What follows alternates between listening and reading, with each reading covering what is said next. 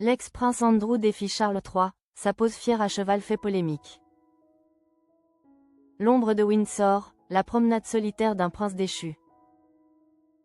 Le domaine de Windsor, avec ses hectares de verdure chargés des histoires, a été le théâtre d'une image saisissante ce samedi 10 janvier 2026. Sous la lumière pâle d'un matin d'hiver, une silhouette familière s'est découpée sur l'horizon, celle d'Andrew Mountbatten Windsor. À cheval, l'homme qui fut autrefois le fils préféré de la reine Élisabeth II semblait n'être plus qu'un fantôme de la couronne. Un cavalier solitaire arpentant les terres d'un clan dont il est désormais, officiellement, le paria. Cette apparition publique, bien que discrète, résonne comme un écho douloureux aux épreuves qui ont ébranlé la maison Windsor ces dernières années. Si le départ fracassant du prince Harry et de Meghan Markle vers la Californie en 2020 a ouvert une plaie béante au sein de la famille royale, l'affaire Jeffrey Epstein a, elle, provoqué un séisme irréparable. Cité dans ce scandale de meurtre qui a choqué le monde entier. Le prince Andrew est devenu la figure de proue d'un déshonneur que le roi Charles III a fini par trancher avec une fermeté de fer. Acculé par l'indignation publique et le besoin de préserver l'institution, celui qui était alors duc des York a dû se résoudre à l'impensable. L'effacement total. Après discussion avec le roi et ma famille, nous avons conclu que les accusations détournent l'attention du travail de Sa Majesté. Avait-il déclaré dans un communiqué aux airs de renonciation testamentaire.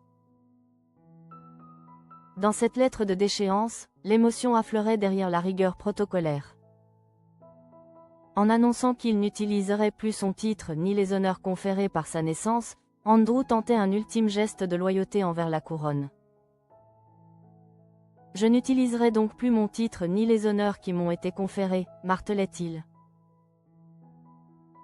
Tout en maintenant, comme un dernier rempart, sa vocation à nier vigoureusement les accusations. Au palais de Buckingham, le soulagement fut proportionnel à la gravité de la crise. Nous pouvons enfin pousser un soupir de soulagement. Confiait une source interne aux colonnes de l'Express. Le prince Andrew n'était plus. Ne restait que l'homme, Andrew Mountbatten Windsor. Dépossédé de son duché et de son prestigieux ordre de la Jarretière, titre qui lui avait pourtant été légué avec amour par sa défunte mère. Le cavalier de Windsor, une provocation ou une thérapie? C'est dans ce contexte de disgrâce absolue que les clichés pris ce samedi 10 janvier 2026 prennent une dimension politique. En se rendant en voiture sur le domaine de Windsor pour s'adonner à l'équitation, son passe-temps de toujours, Andrew a brisé le silence médiatique qu'il s'était imposé. Sur les photographies, on le voit chevaucher avec une sorte de détermination mélancolique.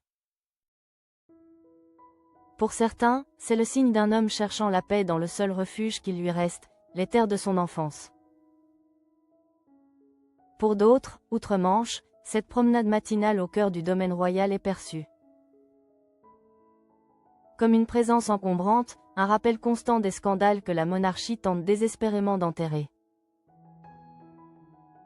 Alors que le règne de Charles III s'efforce de dessiner une monarchie resserrée et exemplaire, la silhouette des Andrew à cheval vient brouiller les pistes.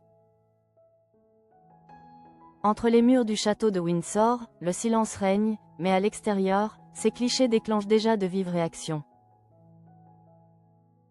Ils nous rappellent que si l'on peut retirer les titres et les honneurs, on n'efface pas si facilement l'histoire, aussi sombre soit-elle. D'un prince déchu qui refuse de disparaître totalement du paysage britannique. Une promenade en apparence banale, qui ressemble pourtant à un dernier tour de piste pour un homme que la couronne a choisi d'oublier, mais qui, chaque matin, remonte en selle face à son destin.